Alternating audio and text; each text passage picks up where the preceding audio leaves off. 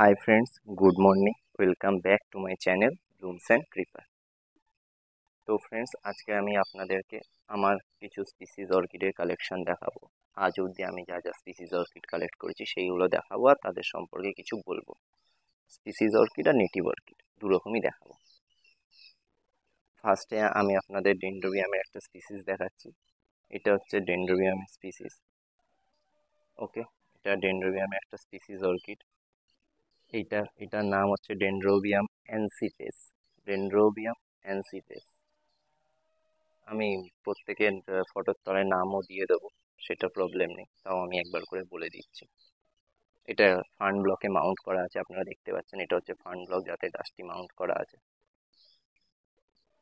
এখানে আছে ডেনড্রোবিয়াম লিন্ডলি।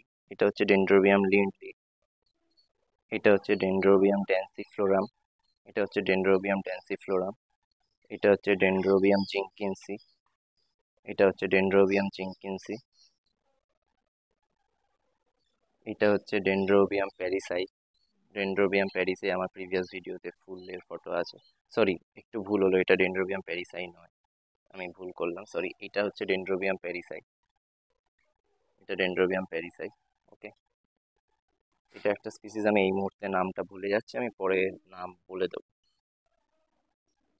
এটা হচ্ছে ডেনড্রোবিয়াম প্যারিসাই। এটা হচ্ছে ডেনড্রোবিয়াম এডিকাম। এটা হচ্ছে ডেনড্রোবিয়াম এডিকাম। এটা হচ্ছে ডেনড্রোবিয়াম ট্রান্সপারেন্সি। এটা হচ্ছে ডেনড্রোবিয়াম অ্যাফাইলাম। এই যে তার আর একটি ভালো গাছ, যেটা অনেক কটা চারা নিয়ে আছে। এটা অবশ্য আমি রিসেন্টলি কাট করে এতে মাউন্ট করেছি। এটা অনেকগুলি চারা আছে, আর এর ম্যাচিওর গাছ হচ্ছে এটা, যার থেকে আমি চারা আলাদা করেছি। এটা হচ্ছে ডেনড্রোবিয়াম, এই যে এটা যেটা দেখছেন এটা হচ্ছে ডেনড্রোবিয়াম ফিমবেটাম।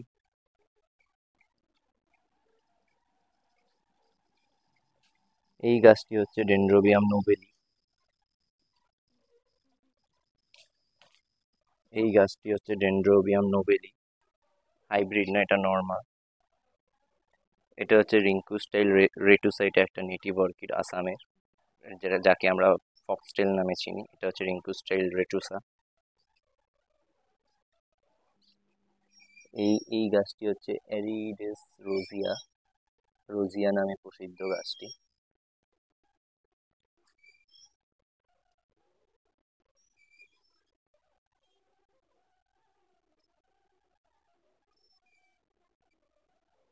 ভালো করে দেখিয়ে দিই আপনাদের গাছটিকে। এটা একটা কোকোনাট হাস্কে মাউন্ট করা আছে। এটা হচ্ছে সামিথিনান্দিয়া মিরান্থা। এটা একটা নেটিভ গাছ, তো এটাকে স্পিসিস ভ্যারাইটির মধ্যেও পড়ে। এটাকে আমি কাঠে মাউন্ট করেছি, অবশ্য আমি করিনি, যেখান থেকে এসছে গাছটি সেখান থেকেই মাউন্ট হয়ে এসছে, বাট আমার এই ওয়েদারে কাঠের মাউন্টটা ঠিক হচ্ছে না, যার জন্য রুটগুলোর হেলথ নষ্ট হয়ে যাচ্ছে। তো আমি এটাকে চেঞ্জ করে পটে বসিয়ে দেবো। তো বা কাঠ সমেতই বসাবো, যাতে পরে যদি পটে কিছু প্রবলেম আমি কাঠ সমেত তুলে সেটাকে আবার এরকম ভাবে ঝুলিয়ে রাখতে পারবো। এই গাছটিকে তো আপাতত এটা মাউন্টই আছে, পরে আমি চেঞ্জ করবো এটাকে। এই যে এই যে গাছটি, এটা হচ্ছে অ্যাসেম্পে প্যাপিলোসা। এটার খুব সুন্দর ছোট ছোট ফুল হয়। তো এটার হলুদ আর বাঘের যে ব্ল্যাক কালারের স্ট্রাইপ থাকে, সেরকম স্ট্রাইপের ফুলটা হয়, দেখতে খুব সুন্দর হয়, কিন্তু ছোট ছোট হয়। এটাও একটা নেটিভ অর্কিড। এইটি হচ্ছে ভেন্ডা টেসলা। এটাও একটা স্পিসিস ভ্যারাইটি ভেন্ডা। এখানে আমার বাল্বোফাইলামের একটা ভ্যারাইটি আছে, যার নতুন দেখুন গ্রো করেছে, নতুন গ্রো হয়েছে গাছটি। এটা আমার মাউন্ট করা নেই, এটা পটে বসানো আছে, তো এটা নতুন গ্রোথ এসছে। এটা হচ্ছে বাল্বোফাইলাম ক্র্যাসিপিস। এটা হচ্ছে বাল্বোফাইলাম ক্র্যাসিপিস।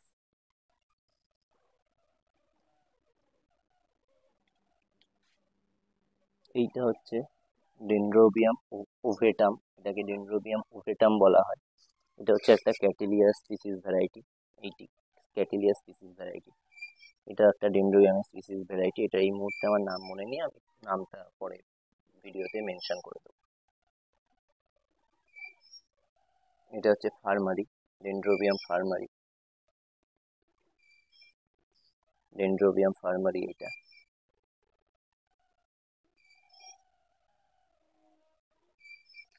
এখানে আরেকটি স্পিসিস ভ্যারাইটি আছে ডেনড্রোবিয়ামের, বাট এই মুহূর্তে এটার নামটা মনে নেই, আমি নামটা পরে মেনশন করে দেবো। এর পাশে একটা ফক্সটেল, যেটা আপনাদেরকে দেখিয়েছিলাম, রিঙ্কুস্টাইল রেটুসা বা ফক্সটেল নামে প্রসিদ্ধ। এটা হচ্ছে সেই গাছ ফক্সটেল। আবারও বলছি, এটার নামটা আমি পরে ভিডিওতে মেনশন করে দেবো।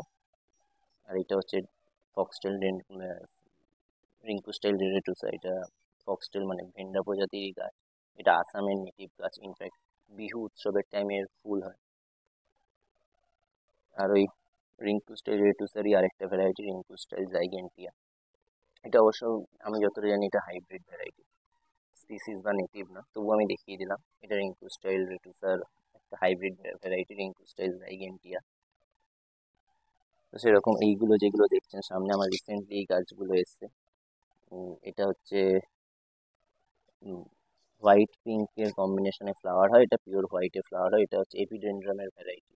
এই দুটো হচ্ছে এপিডেন্ড্রামের ভ্যারাইটি। এখানে এই যে লম্বা গাছটি, এই লম্বা গাছটিও এপিডেন্ড্রাম, এপিডেন্ড্রাম রেড স্পাইডার। হ্যাঁ, এইগুলো অবভিয়াসলি কোনো নেটিভ বা স্পিসিস ভ্যারাইটি নয়, তবুও আমি জাস্ট রিসেন্ট কালেকশনে এসছে বলে তাই আমি আপনাদেরকে দেখিয়ে দিলাম। মেনলি ভিডিওটা নেটিভ বা স্পিসিস ভ্যারাইটি নিয়ে, তো সেই হিসেবে মোটামুটি আমার কালেকশন দেখাচ্ছি আপনাদেরকে। এইটা, এই গাছটি হচ্ছে ডেনড্রোবিয়াম ক্রিপিডেটাম, ডেনড্রোবিয়াম ক্রিপিডেটাম। এটার ফুল হয়ে গেছিল, এখন নতুন কিছু বার্ড আমি আর দেখতে পাচ্ছি না। তো এটাই যে যে ফুল হয়েছিল তার এই যে ফুলের পুরনো স্পাইক, এইগুলো। তো এই গাছগুলো যেগুলো দেখতে পাচ্ছেন স্পিসিস অর্কিড, নেটিভ অর্কিড, আমার কালেকশানে যে কটা আছে দেখালাম, তার মধ্যে কিছু আমার মাউন্ট করা আছে, উডে মাউন্ট করা আছে, ফার্ন ব্লকে মাউন্ট করা আছে। আবার কিছু আছে আপনার পটে বসানো, সয়েল পটে, ক্লে পট যেগুলো হয়। আবার কিছু আছে, এইটা অবশ্য আরেকটি নেটিভ অর্কিড স্পিসিস ভ্যারাইটি, সেইটা হচ্ছে যে পেন্সিল ভেন্ডা নামে প্রসিদ্ধ। এটা অবশ্য আমার প্লাস্টিক পটে মিডিয়া দিয়ে বসানো। তো বিভিন্নভাবে আমি বসিয়েছি ও স্পিসিস নেটিভ অর্কিডগুলোকে। কিছু মাউন্টও আছে এরকম, দেখতে পাচ্ছেন। তো এদেরকে আমি বিভিন্নভাবে বসিয়েছি, তার একটা কারণ হচ্ছে কিছু কিছু গাছের ক্ষেত্রে পট দরকার হয়, কিছু কিছু গাছের ক্ষেত্রে মাউন্ট দরকার হয়। এবার আপনাদের হয়তো আমার যে গাছটি পটে ভালো আছে সেটা হয়তো আপনাদের কাছে মাউন্টে ভালো আছে, হতেই পারে, এটা অবিশ্বাস্য কিছু নয়। তার সবচেয়ে বড় কারণ হচ্ছে যে ওয়েদার। আমার এই ছাদ বাগানে এখন আমাদের কলকাতার টেম্পারেচার 40, 42, 43 যাচ্ছে। তো সেই কারণে যদি আমি এরকমভাবে মাউন্ট করে রাখি, যেসব গাছে প্রচুর পরিমাণে জলের দরকার হয়, সে গাছগুলি প্রচণ্ডভাবে রুট ড্রাই হয়ে যাচ্ছে, ডিহাইড্রেট হয়ে যাচ্ছে। যেরকম আমার এই গাছটি, গাছটি হয়তো ডিহাইড্রেট হয়নি, কিন্তু রুট প্রচুর পরিমাণে ড্রাই হয়ে যাচ্ছে। এরকম আপনারা দেখতে পাচ্ছেন, এই রুটগুলো কত সরু সরু, আর উপর দিকে যে কটা মিডিয়া বা কাঠে লেগে আছে সেই রুটগুলো দেখুন কি সুন্দর মোটা। তো সেই হিসেবে আমাকে এই গাছটিকে ইমিডিয়েট চেঞ্জ করতে হবে, পটে মিডিয়া দিয়ে বসাতে হবে। তাই বলে কখনোই ছোট ছোট ঠাস মিডিয়া দিয়ে বসাবেন না, একটু বড় সাইজের মিডিয়া ইউজ করবেন। লাইক চারকোল বা ঝামা, এইগুলো দেবেন, কারণ এটা সাইজে বড় হয়। এদের এয়ার ভেন্টিলেশনও লাগে, ওর জন্য এয়ার ভেন্টিলেশনও ভালো পরিমাণে হয়, আর মিডিয়াটাও সাইজে বড়। তো এইভাবে আপনারা বসাতে পারেন গাছগুলোকে ঠিকঠাকভাবে রাখার জন্য। সো আপনাদের আপনাদের ওয়েদার বুঝে গাছগুলোকে রাখা দরকার। তবুও বলছি, যদি আমাদের মতো এখানে কলকাতার মতো 43, 42 টেম্পারেচার থাকে, তো চেষ্টা করবেন, বা যদি মাউন্ট করা থাকে আপনাদের গাছ, চেষ্টা করবেন রিপিটেডলি জল দেওয়ার। একবার জল দেওয়ার পর শুকিয়ে গেলে আবার জল দেবেন। তো মিনিমাম আপনাদের যদি এরকম টেম্পারেচার সারাদিনে 3 বার তো অন্তত জল দেবেন। সকালে ফার্স্ট মর্নিংয়ে ভালো করে গাছটিকে পুরো ভিজিয়ে দেবেন মিডিয়া প্লাস আপনার গাছটিকে। তারপরে গিয়ে আপনারা যখন দুপুরবেলার দিকে ওইখানে রোদ পড়ছে না, অবশ্যই এখন অ্যাভয়েড করুন, যাতে গাছগুলোতে ডিরেক্ট সানলাইট বা ফিল্টার সানলাইটও প্রচুর পরিমাণে যেন না পড়ে। হালকা শেডি প্লেসে রাখুন, কারণ হিটটাও প্রচণ্ড পরিমাণে বেড়ে যাচ্ছে, যার জন্য হিটের কারণেও গাছ স্ট্রেস খাচ্ছে। তো সেই হিসেবে আপনাদেরকে বলছি, আপনারা ওরকম শেডি এরিয়ায় রাখুন গাছগুলোকে। সকালে একবার পুরো গাছের মিডিয়া ভিজিয়ে গাছটাকে ভালো করে চান করিয়ে দিন জল দিয়ে। তারপর দুপুরবেলার দিকে যখন রোদ চলে যাবে, আপনার ওই অর্কিড প্লেসের ওপর থেকে যেখানে আপনি অর্কিড রেখেছেন সেখানে আপনারা গিয়ে আবার ভালো করে গাছটাকে স্প্রে দিয়ে চান করিয়ে দিন। তখন মিডিয়া ভেজানোর দরকার নেই। গাছের পাতা, যদি বেয়ার রুটের গাছ হয়, এরকম শিকড় বাইরের দিকে থাকে, তো শিকড়গুলোকে জল দিয়ে ভালো করে স্প্রে করে দিন, তাহলে শিকড়গুলো ভিজে যাবে। আর তারপরে গিয়ে আপনার হচ্ছে যে বিকেল বেলার দিকে যখন রোদ চলে যাচ্ছে 4:30-5টার দিকে, তখন আবার গাছটিকে ভালো করে স্প্রে দিয়ে ভিজিয়ে দিন আর মিডিয়াতে জল দিয়ে দিন। দেখবেন আগে যে মিডিয়াটা ভিজে আছে কিনা। যদি দেখেন মিডিয়া পর্যাপ্ত পরিমাণে ভিজে আছে, তাহলে আর মিডিয়াতে জল দেওয়ার দরকার নেই।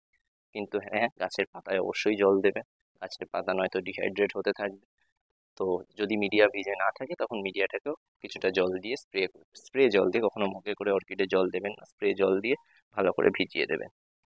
তাহলে দেখবেন এই প্রখর গরমে আপনাদের অর্কিডগুলো ভালো থাকবে আর অর্কিডগুলো ডিহাইড্রেট হবে না। আর অবশ্যই সপ্তাহে একদিন করে এপসন সল্ট লিটারে 1/2 গ্রাম করে গুলে প্রত্যেক অর্কিডে, সে আপনার স্পিসিস হোক, নেটিভ হোক, হাইব্রিড হোক, যেরকমই হোক না কেন, সেই অর্কিড প্রত্যেক অর্কিডকে 1/2 গ্রাম করে ইপসন সল্ট দিয়ে দেবেন, যাতে গাছটির রুটটা ভালো থাকে আর গাছটা ডিহাইড্রেশন থেকে বাঁচে। উইকলি 1 টাইম, মানে সপ্তাহে একদিন করে প্রত্যেক অর্কিডকে আপনারা দেবেন। তো আপনাদের অর্কিডগুলো ডিহাইড্রেশন থেকে কিছুটা বাঁচবে। আর হ্যাঁ, যেটা বারবার রিপিট করছি, সারাদিনে অন্তত 3 বার জল দিন। যদি এরকম কলকাতার মতো আপনাদের ওখানেও টেম্পারেচার থাকে 42-43, এরকম যদি টেম্পারেচার থাকে, এরকম হিট ওয়েভ চলে, কারণ এখন লু বইছে, হিট ওয়েভ যেটাকে বলে, লু এর কারণে গাছের মিডিয়া প্রচণ্ড পরিমাণে ড্রাই হচ্ছে, যার জন্যে গাছেদের রো বলতে গেলে মানুষের মতো হিট স্ট্রোক হচ্ছে, যার ফলে গাছের গ্রোথ কমে যাচ্ছে। আপনার হয়তো নিউ বর্ন সিডলিংও বেরোচ্ছে কোনো ম্যাচিওর গাছ থেকে। আপনি ভাবছেন হয়তো গাছটা খুব হেলদি আছে, কিন্তু দেখছেন যে নিউ বর্ন সিডলিংগুলো মাথা নষ্ট হয়ে যাচ্ছে। উম, নতুন করে ওই সিডলিংগুলোর যে গ্রোথ, সেটা খুব ধীরে হচ্ছে। ইনফ্যাক্ট সিডলিংটা লাস্টে মরেও যাচ্ছে। আমার নিজের সাথেও হয়েছে। ম্যাচিওর হেলদি গাছ কিন্তু তার বাইরে থেকে দেখতে হেলদি, কিন্তু তার নিউবর্ন সিডলিংগুলো নষ্ট হয়ে যাচ্ছে বারবার। তো তখনই বুঝতে পারলাম যে এটা হিট ওয়েভের কারণে, লু এর কারণে হচ্ছে। গাছ নিজে স্ট্রেস খেয়ে আছে বলে ওর জন্যে গাছ নিজের শক্তি দিয়ে নতুন চারাকে গ্রো করতে পারছে না, যার জন্য চারা হয়তো বেরোচ্ছে একবার, কিন্তু সেটা নষ্ট হয়ে যাচ্ছে। যেরকম এই গাছটা আপনাদেরকে আগের একটা ভিডিওতে দেখিয়েছি, এর এখন ট্রিটমেন্ট চলছে। আশা করছি ভালো হয়ে যাবে। এর যে ফুলের স্পাইকটা এসেছিল সেটা আমি কেটে দিয়েছি, দেখতে পাচ্ছি। কারণ এখন যদি আমি ফুলের স্পাইকের দিকে নজর দিই, তো এটা ফুলের স্পাইক আনার পেছনেও আমার একটা টেস্ট করার ছিল বলেই এনেছিলাম। তো দেখেছি তার ফলে গাছের ক্ষতি হচ্ছে, যার জন্য আমি ফুলের স্পাইক কেটে দিয়েছি। কেটে দিয়ে এখন ট্রিটমেন্ট করছি, তো আশা করি গাছটা ভালো হয়ে যাবে। তো এরকমভাবে আপনারাও দেখুন, গাছের এখন ফুলের আশা করবেন না। চেষ্টা করুন গাছগুলো যাতে ভালো থাকে, সুস্থভাবে গাছ হেলদিভাবে গ্রো হয়। তো তাহলে আপনার ফুলের টাইমে ভালো করে ফুল দেবে। এইভাবে আপনারা গাছগুলোকে রিপিটেডলি জল দিন। এপসম সল্টটা সপ্তাহে একবার করে দিন, 15 দিনে একবার সিউইড ইউজ করুন। এনপিকেও আপনারা এখন সপ্তাহে একদিন করে ইউজ করতে পারেন। আপনারা যারা ফিলোনক্সিস অর্কিড বাড়িতে করেছেন, যাদের ছোবড়া মিন্স কোকো চিপসে আছে, তারা অবশ্যই এখন কোকো চিপসটা চেঞ্জ করে কয়লা, চারকোল যেটাকে বলে, চারকোল আর লিকাবল দিয়ে দিন। তাহলে গ্রীষ্মের পরে যখন বর্ষা আসবে, তখন গাছগুলো রুটে আর ফাঙ্গাস অ্যাটাক হওয়ার চান্স কম থাকবে, আর রুট রট হওয়ারও চান্সেস কম থাকবে। ওর জন্যে আপনারা ফিলোনক্সিস অর্কিডের মিডিয়া চেঞ্জ করে দিয়ে, কোকো চিপস সরিয়ে দিয়ে, আপনার লিকাবল বা ক্লে বল, যাই বলুন না কেন, সেইটা আর তার সাথে কয়লা মিশিয়ে মিডিয়া বানিয়ে দিন। আমার ফিলোনক্সিস অর্কিডের পটিংয়ের ভিডিও এই চ্যানেলেই আছে, সেটা আপনারা দেখে নেবেন। আপনাদেরকে আমি আজকের এই দুপুরবেলা কিভাবে জল দিতে হয় সেটাও দেখিয়ে দিচ্ছি। আমি জল দিই, আমার কাছে এক্ষুনি আমি জল দেবো। তো সেটা দেখুন। আপনারা আপনাদের ছাদ বাগানে অর্কিডগুলোকে সেইভাবেই জল দিন, তাহলে এই গরমে আপনাদের অর্কিডগুলো ভালো থাকবে। যার বাড়িতে যেরকম স্প্রেয়ার আছে, সে সেই স্প্রেয়ারটায় জল ভরে নিয়ে, আমার কাছে এরকম স্প্রেয়ার আছে যেটা উপর থেকে এইভাবে পাম্প করতে হয়। পাম্প করে নিয়েছি আমি আগে। তো এইভাবে পাম্প করে নিয়ে তারপর গাছে জল দিতে হয়। তো আপনাদেরকে জল দিয়ে দেখিয়ে দিচ্ছি। যেরকম আমার এখানে কিছু নেটিভ ভেন্ডা আছে, তো এদেরকে দুপুরবেলা জল দিচ্ছি। সকালে আমার জল দেওয়া হয়ে গেছে, দুপুরবেলা জল দেওয়ার প্রসেস হচ্ছে এইভাবে নিয়ে ভালো করে এর যে রুটগুলো আছে এগুলো ভিজিয়ে দেবেন। দেখবেন প্রথমে যে রুটগুলো সাদা ছিল এরকম, সেগুলো এরকম সবুজ হয়ে যাচ্ছে।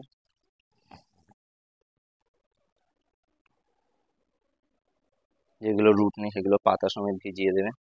এই যে আমার এখানে কিছু ভেন্ডা আছে, এদেরকেও জল দিয়ে দিচ্ছি আমি। দেখুন, বুঝতেই পারছেন রুটগুলো আস্তে আস্তে সবুজ হয়ে উঠছে।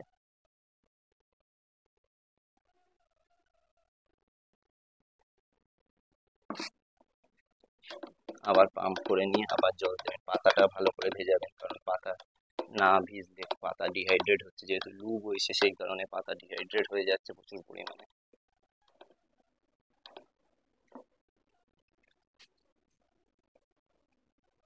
এই বেয়ার রুটের গাছগুলোর ভালো করে রুট ভিজিয়ে দেবেন, কারণ রুট এদের প্রচুর পরিমাণে ড্রাই হয়। যেই আপনাদের রুট ভেজানো হয়ে যাবে আপনারা এইভাবে পাতাও ভিজিয়ে দেবেন।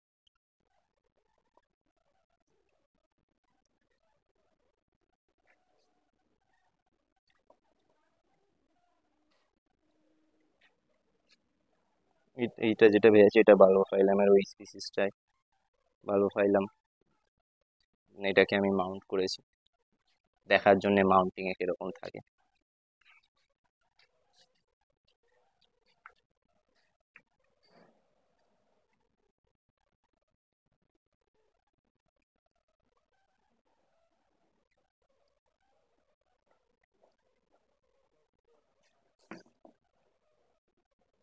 এইভাবে আমি আমার মাউন্ট করা গাছগুলো পাতা আর মিডিয়া সবই ভিজিয়ে দিচ্ছি, দেখতে পাচ্ছেন আপনারা। এইভাবে সবকটা পাতা মিডিয়া ভিজিয়ে দিচ্ছি, কারণ আমি যেহেতু আর্লি মর্নিং এ জল দিই, তো এই দুপুরের মধ্যে জলটা টেনে যায় যেগুলো মাউন্ট করা থাকে। তো এগুলো মিডিয়া আর পাতা দুটোই ভিজিয়ে দিই। যদি আপনাদের না শোকায় তাহলে মিডিয়া ভেজানোর দরকার নেই, শুধু পাতাটা এরকম স্প্রে দিয়ে জল দিয়ে দেবেন, স্প্রেয়ার দিয়ে। তো এরকম ভাবে জল দেওয়া তো লেগেই থাকবে। এখন যদি সব গাছে জল দেওয়া আপনাদেরকে দেখাই তাহলে ভিডিওটি অনেক বড় হয়ে যাবে, অলরেডি এই ভিডিওটা বড় হয়েছে, আর ভিডিওটাকে এক্সটেন্ড করছি না। আপনারাও এইভাবে জল দেবেন। তো যদি এই ভিডিও থেকে আরো কিছু জানার থাকে কমেন্ট বক্সে অবশ্যই বলবেন। আর তো আজকের এই অবধি রাখলাম, বাকি আমি জল দিতেই থাকবো, যেহেতু গাছ করেছি তো জল তো দিতেই হবে গাছকে। তো সেই হিসেবে আজকে তাহলে এই অবধি থাক। তো ফ্রেন্ডস, ভিডিওটি শুরু করেছিলাম স্পিসিস অর্কিড সম্পর্কে বলবো বলে, আমার নিজের কালেকশন স্পিসিস অর্কিড, নেটিভ অর্কিডের। বাট বলতে গিয়ে স্পিসিস অর্কিড, নেটিভ অর্কিড ছাড়া আমার বাকি অর্কিডের কিভাবে জল দিচ্ছি কি দিচ্ছি অনেক কিছুই বলা হয়ে গেল। তো যাই হোক, ভিডিওটি দেখবেন, আর আপনারাও আপনাদের অর্কিডগুলোকে এইভাবেই ভালো রাখুন। আজকের ভিডিও এই অবধি। যদি ভিডিওটি ভালো লেগে থাকে তাহলে অবশ্যই লাইক, শেয়ার, আর যদি চ্যানেলে নতুন হয়ে থাকেন তাহলে অবশ্যই চ্যানেলটি সাবস্ক্রাইব করে দিন, আর বেল আইকনটি অবশ্যই প্রেস করে দিন, তাহলে আপনার কাছে সবার প্রথমে আমাদের ভিডিও পৌঁছে যাবে। Thanks for watching. আবার দেখা হবে কোনো কোনো নতুন ভিডিওতে। ততদিন ভালো থাকুন, সুস্থ থাকুন, পরিবারের সাথে খুশি থাকুন, গাছ লাগান, প্রাণ বাঁচান। ধন্যবাদ।